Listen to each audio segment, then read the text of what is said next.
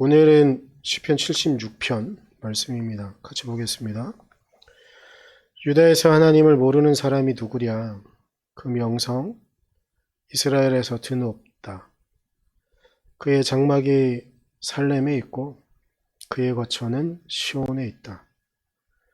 여기에서 하나님이 불화살을 꺾으시고 방패와 칼과 전쟁 무기를 꺾으셨다. 셀라. 주님의 영광, 그 찬란함, 사냥거리 풍부한 저 산들보다 더 큽니다. 마음이 담대한 자들도 그들이 가졌던 것 다 빼앗기고 영원한 잠을 자고 있습니다. 용감한 군인들도 무덤에서 아무 힘도 못 씁니다. 야곱의 하나님, 주님께서 한번 호령하시면 병거를 탄 병사나 기마병이 모두 기절합니다. 주님은 두려우신 분, 주님께서 한번 진노하시면 누가 감히 주님 앞에 설 수 있겠습니까? 주님께서 하늘에서 판결을 내리셨을 때에 온 땅은 두려워하며 숨을 죽였습니다. 주님께서는 이렇게 재판을 하시어 이 땅에서 억눌린 사람들을 구원해 주셨습니다. 셀라. 진실로 사람의 분노는 주님의 영광을 더할 뿐이요 그 분노에서 살아남은 자들은 주님께서 허리띠처럼 묶어 버릴 것입니다. 너희는 주 하나님께 서원하고 그 서원을 지켜라. 사방에 있는 모든 민족들아 마땅히 경외해야 할 분에게 예물을 드려라. 그분께서 군왕들의 호흡을 끊을 것이니 세상의 왕들이 두려워할 것이다. 아멘.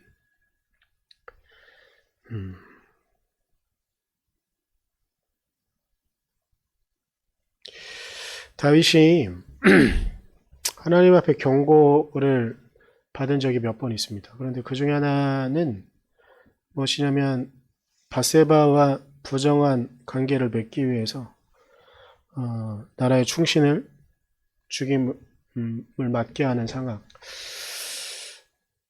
그걸 보고 하나님께서 다윗과 밧세바 사이에 태어난 이름도 없이 죽어간 첫째 아들이 있는데 그 아들의 죽음을 경고받게 됩니다. 그런데 그때 다윗은 하나님 앞에 성경의 말씀에 의하면 침상이 온통 다윗의 눈물로 홍건하게 젖을 정도로 그가 울면서 하나님께 간구했다고 하니까 다윗이 얼마나 열심히 하나님 앞에 간구했는가를 볼 수 있는 그런 장면입니다. 그런데 다윗의 기도는 하나님 앞에 응답받지 못합니다.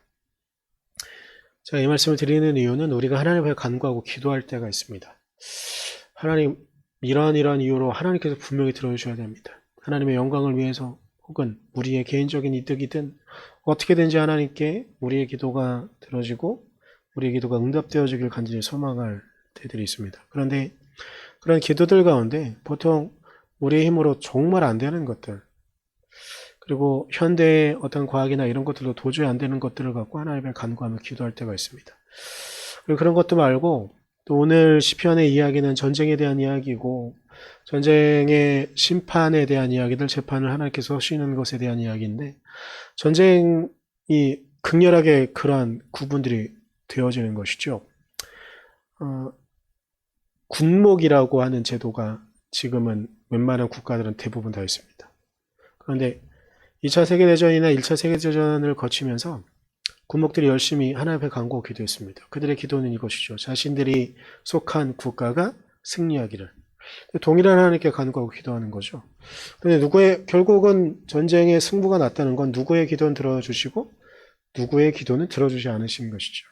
그런데 이런 거 말고 정말 바라고 원하고 기도하는 기도들이 있습니다. 제가 가르쳤던 제자들 중에서도 이런 경우가 있었는데 아버지가 너무 위조한 거예요.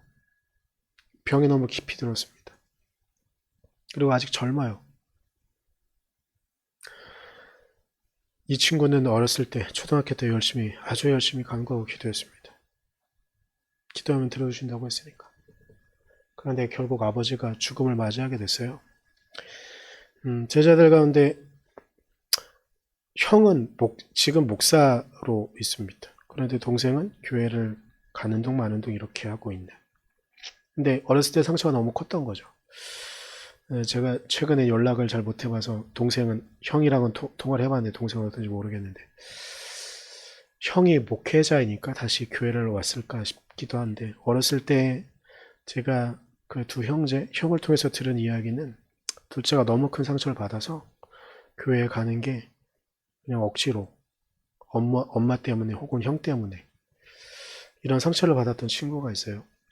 근데 우리의 기도와 간구가 이런 때들이 있죠. 너무 간절하게 우리 부모님의 건강, 우리 자녀들의 건강, 이 땅에 정말로 필요한 하나님의 기적을 바라며 간구하고 기도할 때가 있죠. 그런데 그것들이 이루어지지 않을 때가 있습니다. 그럼 우리는 상처받고 하나님을 원망하기도 하죠. 그럼 그때 우리는 어떻게 해야 될까? 오늘 시편 기자가 말하고 있는 것처럼 결국은 하나님의 공의가 이루어질 것이라고 우리는 믿을 수밖에 없습니다.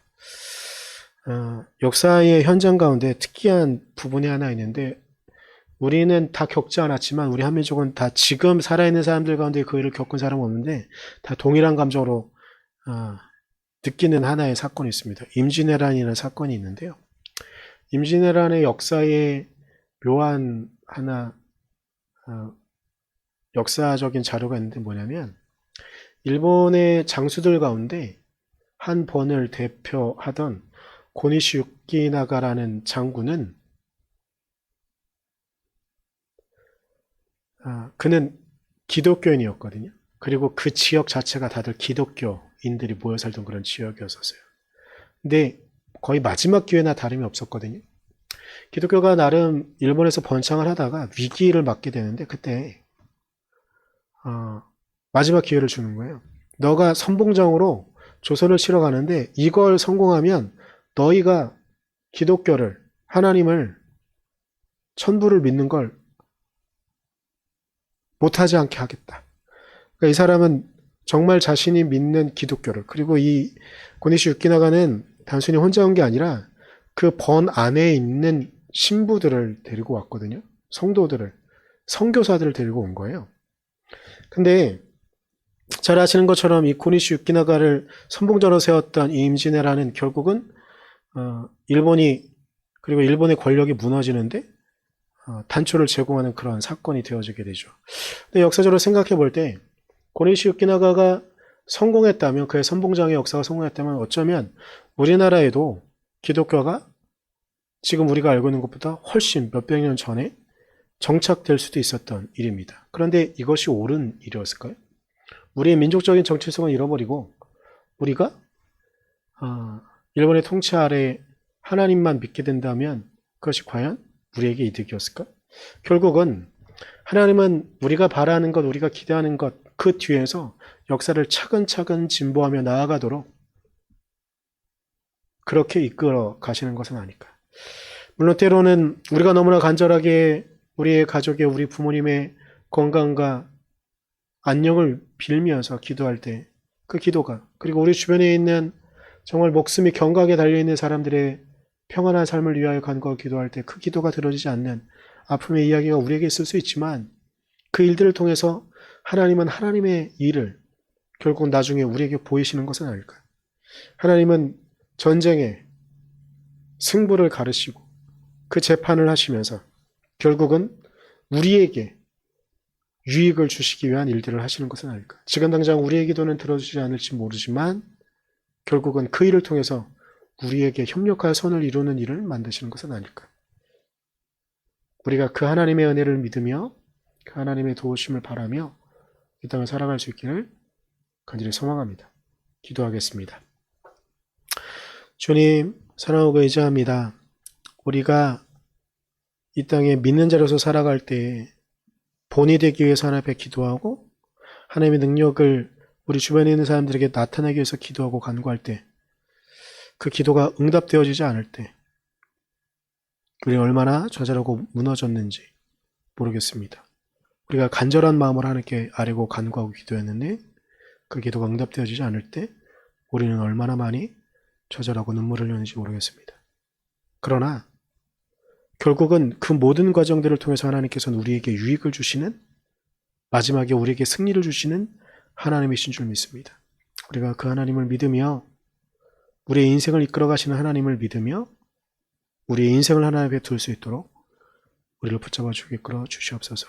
하나님께서 그렇게 우리를 이끌어 가 주실 것을 믿으며 감사드리며 예수님의 이름으로 기도드렸습니다. 아멘.